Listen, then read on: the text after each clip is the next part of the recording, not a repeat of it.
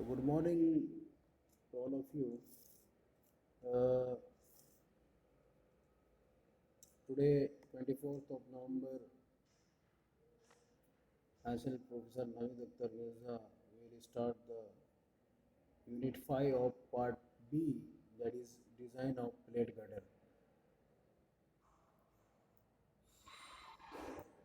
Why, why this is called as a plate girder? Why not simply the girder? Because these girders we make with the different plate elements by joining the different plate elements, that is the flange plate, web plate, different stiffeners, bearing stiffener, intermediate stiffeners, web plates,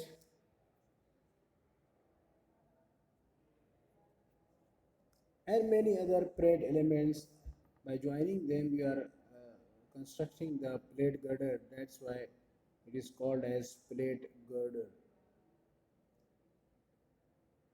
When a plate girder is used, the design must account for factor that in many cases would not be problem. The limit criteria considered are yielding of tension flange and buckling of the compression flange. So generally, we know that in any type of flexural beam or girder, the top uh, element or top flanges they are in compression, and the bottom flanges they are in tension. So most of flexural strength in plate girder is furnished by flanges. So the limit state considered are yielding of a tension flange and buckling of the compression flange in the form of vertical buckling into the web or flange local buckling. So this mainly main two parts are there. This is the top flange, this is bottom flange, and the very thin section of plate element of the web.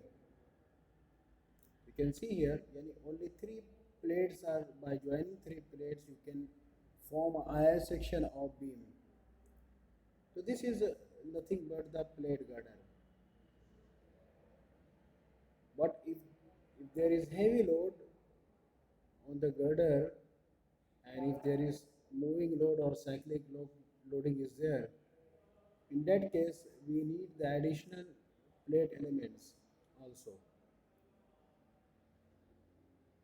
So you can see from the this figure, you can see this is the support. You are seeing this is the support part. Over the support part, this stiffener is nothing but bearing stiffener,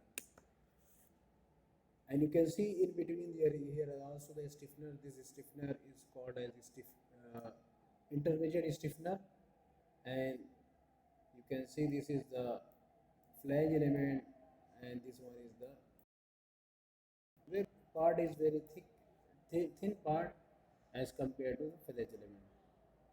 And how the load distribution is any done in this case, you can see that this plate girder is also act as a truss. That's why the trusses are also called as open web girder. That's why trusses are also called as open web girder. So we will see one by one the, the theory about the plate girder, and then we will see the different method of design of your plate girder, and we will go for the example. The example are very large, it required maybe 1 week full to complete one example. So here three principal type of buckling to be considered in case of plate girder.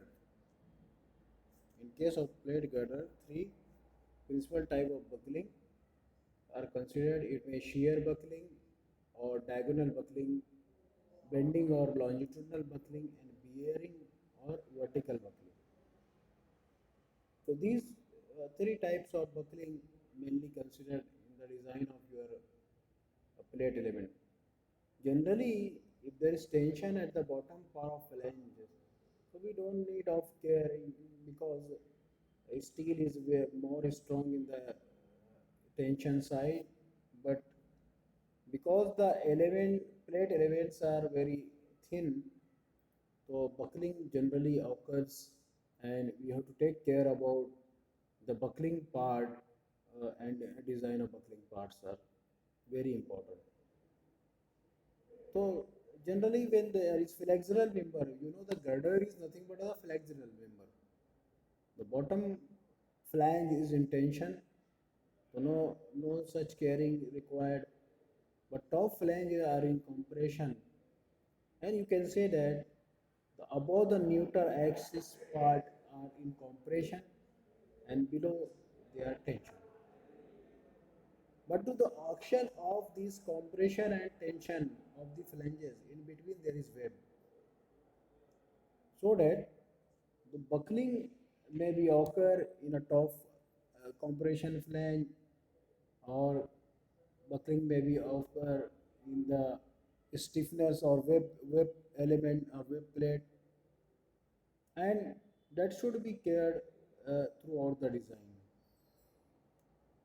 So when we go for the design, then each element is carefully designed, and we have to take care. So these three basic elements are shear or diagonal buckling of the web plate, bending or longitudinal buckling, and bearing or vertical buckling of yoke. A thorough understanding of the basis of IS 800 provisions for plate girder required a background in the stability theory, particularly plate stability theory. Okay.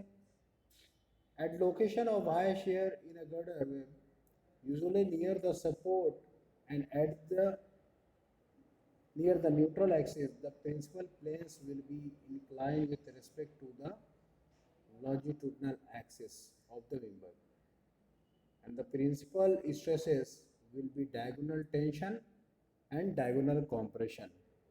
So in this figure you can say either they will be in diagonal tension or in diagonal compression, so that the diagonal tension poses no particular problem, but the diagonal compression causes the web to buckle. The problem can be addressed in one of three ways. First one, the depth to thickness ratio, that is D by TW ratio, you can see here, of the web can be made small enough so that the problem is eliminated. तो D by TW ratio जितना छोटा रहेगा, जितना कम रहेगा, then we can avoid the buckling of your web element. Or you can provide a web stiffener uh, and it can be avoided the buckling of that plate element. Web stiffener can be used to form panels that resist the diagonal compression through tension field action.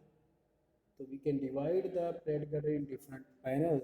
As you see in this figure, this panel 1, you can say the panel 2, panel 3, and so on. You can divide the plate girder by the stiffener by providing the intermediate stiffener, and they will act as a tension field action. And this is, you can show the tension field action how it works. This is the load. Okay. So tension field action in plate girder web, this figure illustrate the concept of tension field action is illustrated through figure this above. At the point of impending buckling, the web loses its ability to support the diagonal compression, and this stress is shifted to the transverse stiffener and the flanges. The transfer stiffener resists the vertical component of the diagonal compression, and the flange its vertical component. The web will need to resist only the diagonal tension. So the compression part is transferred to this intermediate stiffener, provided they will take care, they will act as a small column. Hence the term tension field action. After initial buckling of plate girder, thus act much like a Pratt truss, in which the vertical web members carry compression and the diagonal carry tension, as shown in figure above, and is able to resist additional shear, since the tension field does not actually exist until the web begin to buckle. Its contribution to web shear strength will not exist until the web buckles. जब तक web buckling नहीं होगी, जब तक it will not go into the tension field. Okay, so this is the theory behind the design of your plate girder.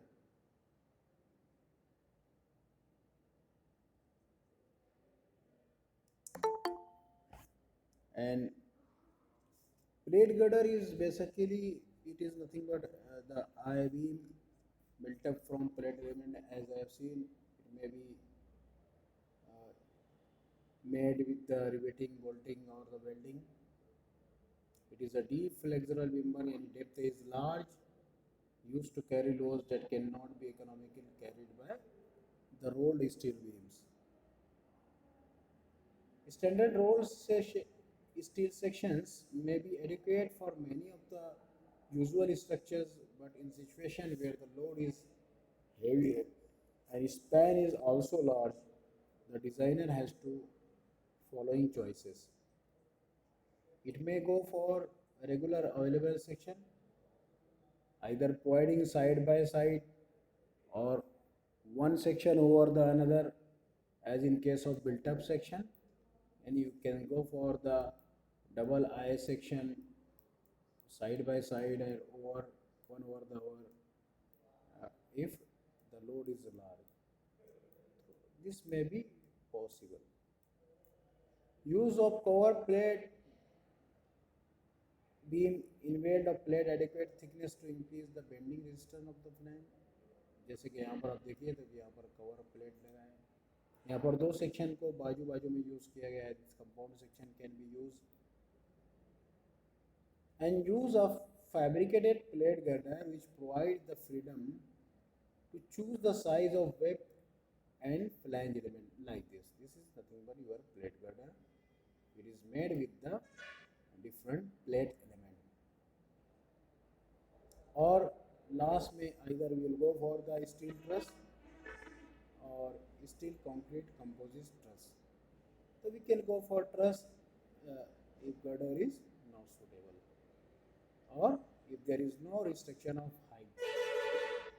Okay, so these four options are there if the load are heavier and we have to design.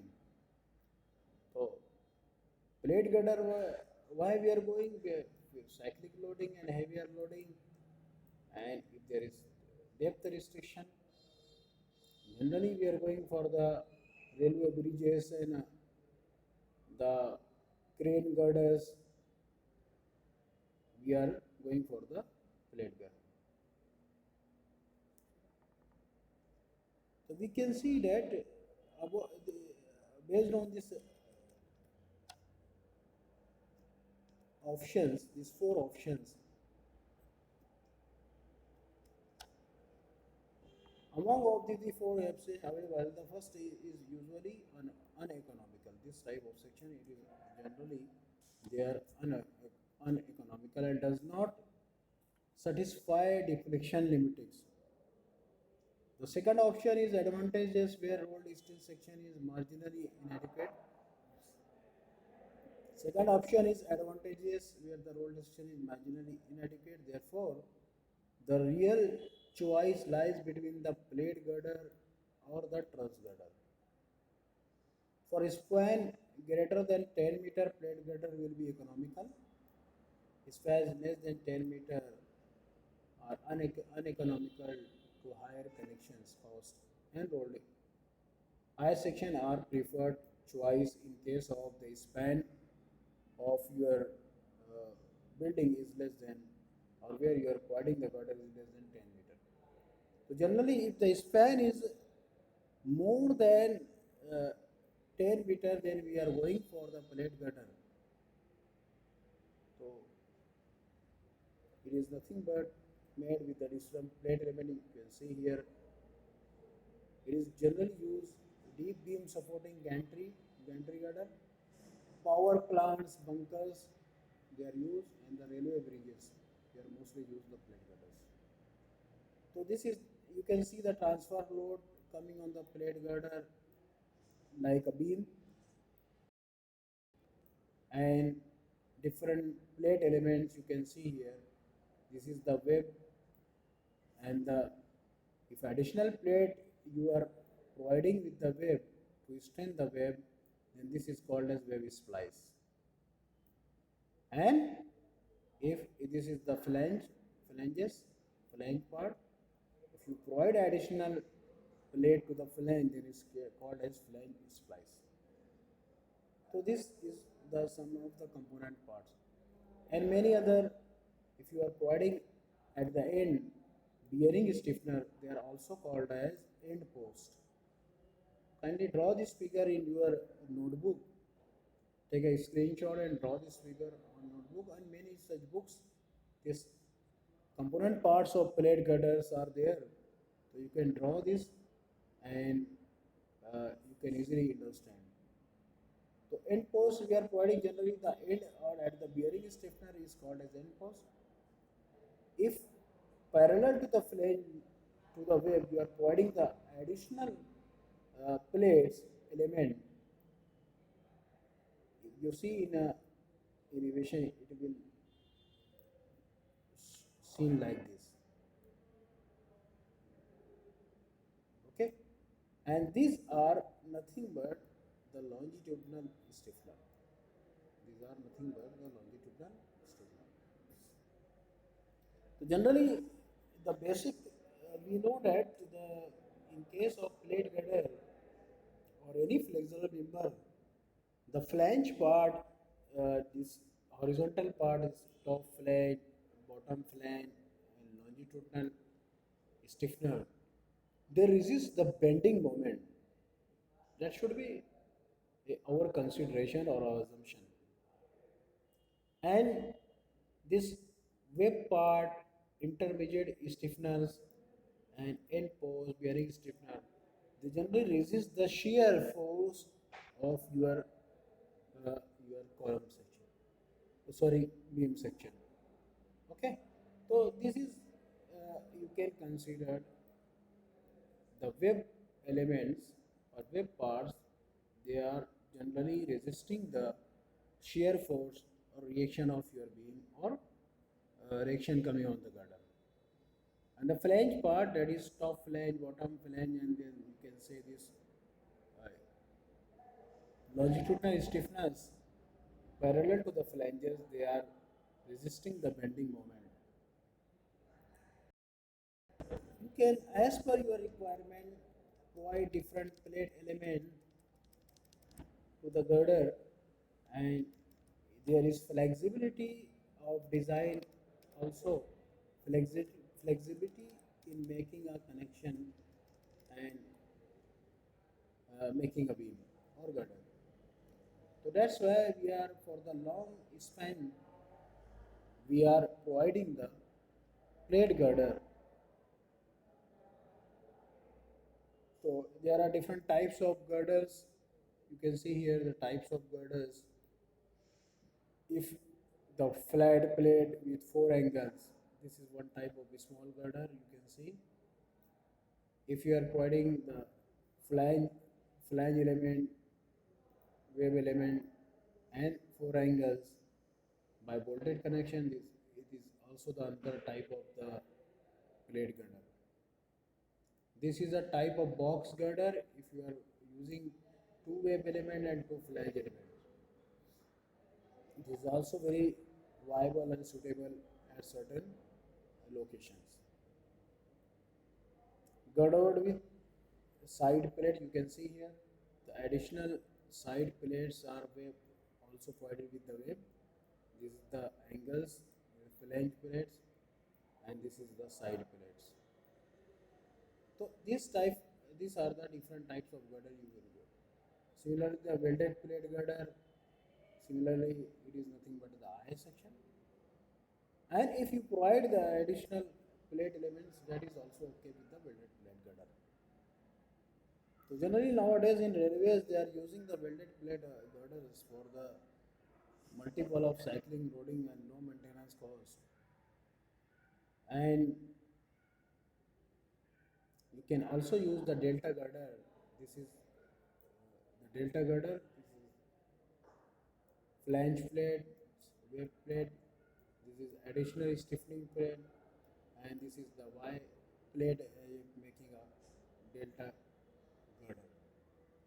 So these are different types of girders you may use for as per your design consideration and as per the location, as per the type of loading.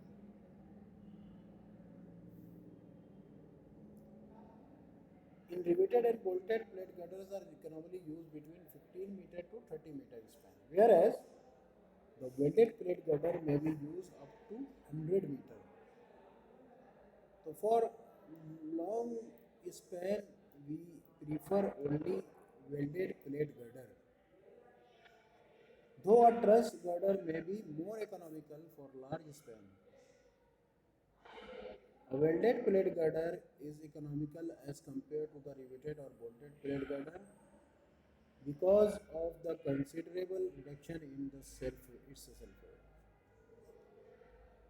So it should be evident that the welded plate girder is for superior to the riveted or bolted girder in terms of simplicity and in terms of efficiency also. Because you know that in member there no need of making a holes in case of welded girder. That's why its efficiency is very good. The use of welded plate girder is preferred nowadays due to proportion the welded plate girder with varying depth and produce tapered and haunted. So that is also possible. Where depth required large, we provide the large depth. Where the depth is required less, we provide the less depth. And tapered girder is also possible by making with the welded plate girder. So that's why this is also uh, preferable. That's why in your uh, course, the design of welded plate girder is introduced. And also, you have a mini project on design of welded plate girder, and the drawing of the plate girder will be uh, by AutoCAD. So as we seen the different plate element of the plate girder, and these are the different elements of the plate girder. There is web plate, the vertical plate. Generally, we are saying web flange plate. It is provided top and bottom the horizontal plate. End post or bearing stiffeners are providing at the supports where the large shear is there. Intermediate transfer stiffener is also for if there is point load or shear force is more at that section. And longitudinal stiffener, as said you, this LS is nothing but longitudinal stiffener.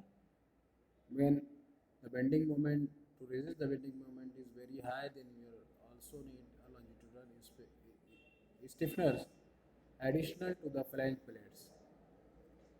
Similarly, if shear force is large and thickness of your plate element is very less. So additional web splices you can add to increase the thickness of web element. Then flange splices is also, if the moment are large and your plate elements, flange plate elements are not able to resist that moment, then additional flange splices can be provided. So you can see here the flange splices. You can provide this is a flange, and this additional plate is provided, and this additional plate is considered flange splice.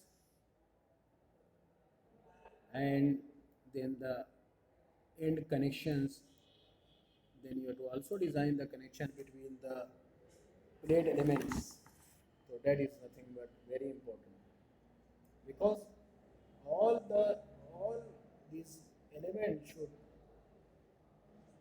behave uniformly, homogeneously, then only they will act as a plate girder. So that's why the connection parts is also very important. Okay, so hope so that you are understand this what is the plate girder, types of plate girders, and the different plate elements of plate girders in case of welded plate girder. So these figures you can take the screenshot and draw on your notebook the element parts. I will check whenever I will get time. Okay, so this is the theory part, and then we will see the theory part as per your AS code also. Then you can see the one panel, or if you consider the single panel of your paneled web girder, they will act like it is. The diagonal compression is there, and diagonal tension is also there. The web buckling in shear, the shear force in the web plate produces buckling of plate. Consider a plate loaded in shear in its own plane as shown in your figure. See in this figure, shear buckling of the web plate. The plate element of your web. A square element in the plate experiences tensile stresses on two opposite edges and compressive stresses on other two edges. So you can see here, this is the complete. We consider this as a small plate element.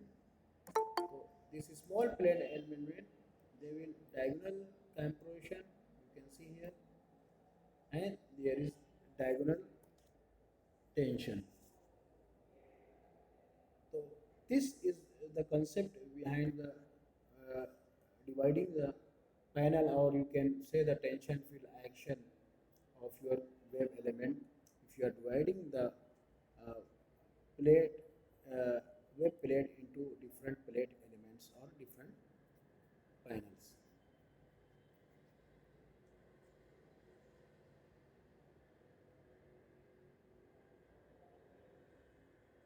There is different theories for the design, and you can see the buckling, how the buckling of elements will, this diagram you can also draw. Then we will see the methods of design of your plate girder. So mostly there are design of the plate girder is divided into two parts. First one is the simple post critical method, and if this is not satisfied, then we'll go for the another method, that is tension field action method. So these two methods are given in IS code, and their codal provisions are also given. So inshallah tomorrow we will see the methods of design as per the IS code. In IS code also the page number 8.4.2.2, page number 59 I think so.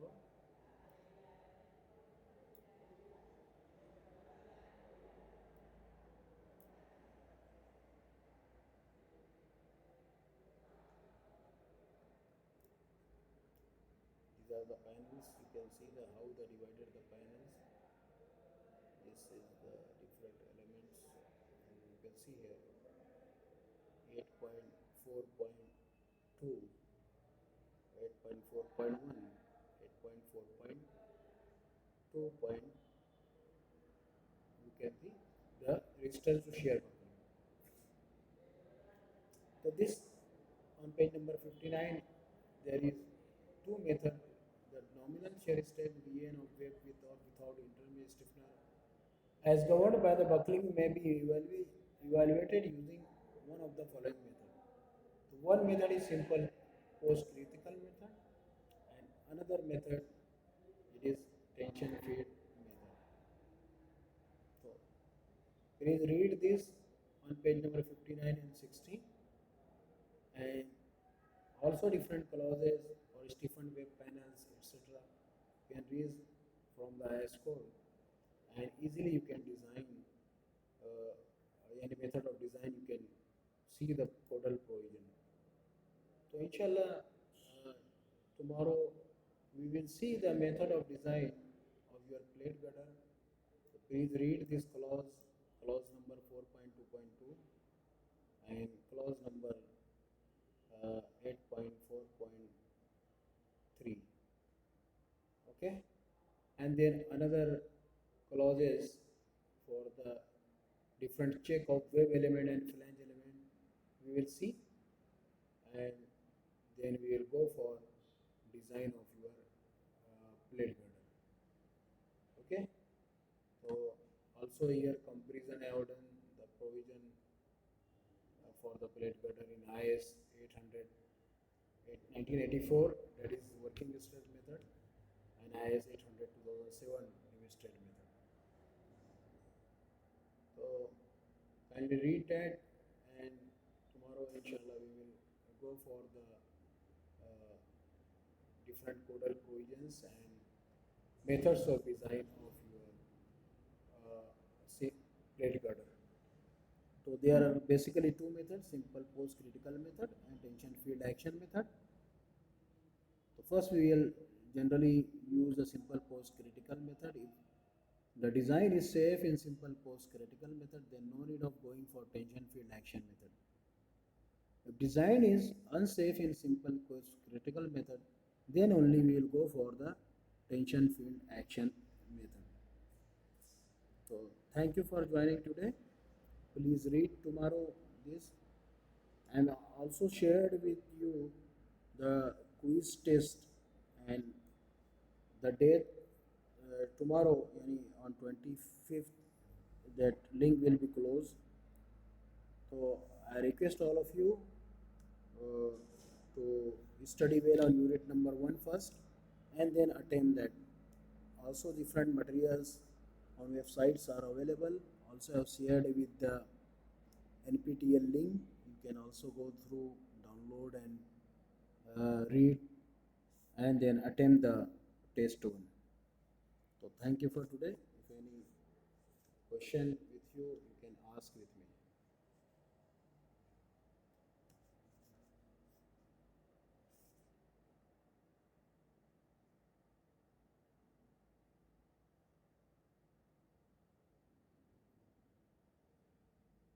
Okay.